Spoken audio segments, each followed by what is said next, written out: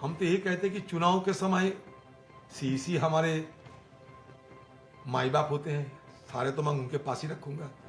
उम्मीद भी करूंगा कि हमारे देश में जो चुनाव होने वाला है वो सही सलामत हो, लोगों आम लोग निश्चित तरीके से निर्भय होकर, निडर होकर सब मतदान करें और चुनाव में निष्पक्षता बरकरार रहे और सबके साथ न्याय हो, सब पार्टी के साथ। मैं कुछ बोले तो हाँ, दूसरे कुछ बोले तो ना, ये नहीं होना चाहिए।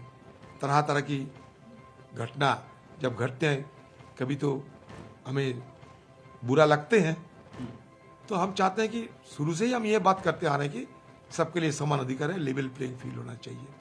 बस यही हमारा मांग है, ज़्यादा कुछ नहीं। 7 चरणों में जो चुनाव हो रहा है उससे आप सेटिस्फाई हैं? आप देखिए 7 चरण में चुनाव क्यों, अगर इलेक्शन कमीशन अगर सही समझे 10 चरणों में भी चुनाव किया जा सकता है। लेकिन बात यह है कि पिछले साल में भी 7 चरणों में चुनाव हुई थी, तो इसका मतलब यह स्पष्ट रूप से साबित हो जाते हैं कि जमीनी हकीकत कुछ बदले नहीं, स्थिति कुछ बदले नहीं।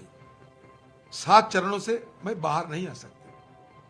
इतना डिजिटल इंडिया की बात होते हैं, आर्टिफिशियल इंटेलिजेंस की बात होती है, इतने सारे हमारे देश में सब कुछ आधुनिक बनाए जाते हैं, लेकिन 7 चरणों में हम फंसे हुए हैं।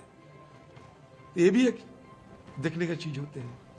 और दूसरी बात यह है कि अच्छा लगते कि ये चारों स्टेट के साथ साथ जम्मू कश्मीर में चुनाव कराए जाते थे। जाहिर सी बात है, इलेक्शन कमीशन का अपना रोल होता है, हर एक किसी को जो है खुश नहीं किया जा सकता। लेकिन अधीर रंजन चौधरी सीजन पॉलिटिशियन बंगाल से आते हैं और ये कहते हुए कि फिलहाल जो है 7 या 10 में भी अगर इलेक्शन कमीशन चुनाव करवाता तो हमें मंजूर होते, और ये जो सीसी है यानी कि इलेक्शन कमीशन जो है वो तुरंत प्रभाव में आ जाता है और वही हमारे माँ बाप होते हैं आने वाले वक्त तक, यानी कि 4 जून तक। मुकेश त्यागी, आपसे शुरू करते हैं पहला रिएक्शन, फिर उसके बाद मैं कांग्रेस का रुख करूंगा।